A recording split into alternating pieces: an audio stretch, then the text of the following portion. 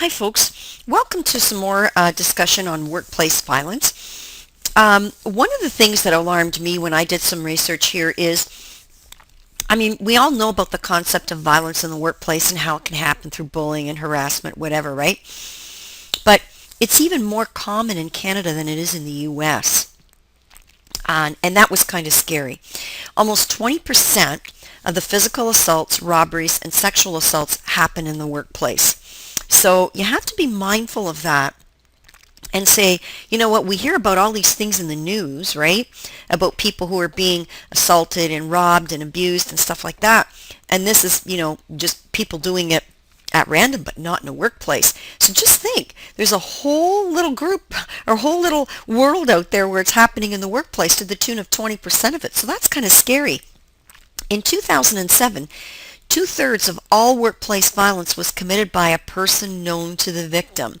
So in other words, people know, they have a relationship. They know these people who are abusers. It's not like they're strangers that are abusing them. And again, as I said before, workplace violence will include bullying, and that includes people that are ostracizing you or socially isolating you, excessive criticism, people telling you negative things about yourself. All those kinds of things are examples of bullying. So employers really want to reduce workplace violence of any kind, not just because they know it's not right. It's not right for the person, but also on legal grounds because, as I said before, they can be liable if they have weak or no policies and they don't follow through on workplace violence issues as they become reported to them. And as a result of workplace violence, job stress happens, and it's the number one health risk in the workplace. And as I just said, workplace or job stress, I should say, is a symptom of a bigger problem. Usually it's brought on by, companies restructuring or reorganizing, and people are having to do more with less. So more duties, but they're still working with the same 24 hours a day. Sometimes job stress happens because of harassment, bullying, of any kind of abuse in the workplace. And almost 40% of the employees say that their workplace stress is making them sick. That's 40% now, but back in 2002 it was only 25%. So you can see it's a growing problem. Now, many people experience job stress just because their jobs are physical, they're run off their feet, there's just a lot to do. And it's very common amongst people in the public sector like social workers and nurses, healthcare givers in essence.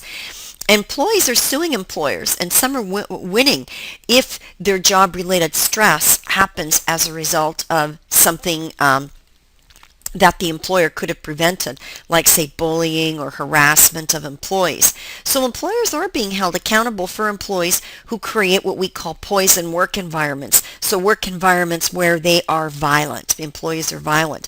So I think for us, we can feel stressed and be stressed, but we also have to know how to react to stress because, we can't say, well, the company's going to have to do something about it, and until they do, I'm going to feel stress, right? You want to do something to relieve that stress for yourself. So I've just got an article that I've linked to here on stress at work and some of the strategies to cope with stress. Now, some people may or may not agree with it. And again, this is in your slide. This link is in your slide. But one of the things this article says, and I agree with them, you have to take responsibility for improving your own physical and emotional well-being so you can always control how you react to situations. I'm not saying that bullying is right, harassment is right, but you know what?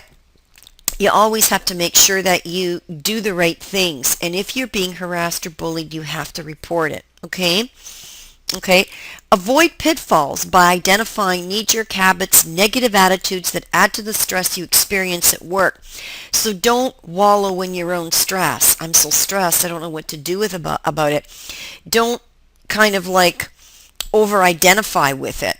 Make sure that you get help for it and learn how to better communicate so that you can improve relationships with management and your coworkers so that you can get help in managing stress. So we're going to talk a little bit about some of the warning signs with each of these tips.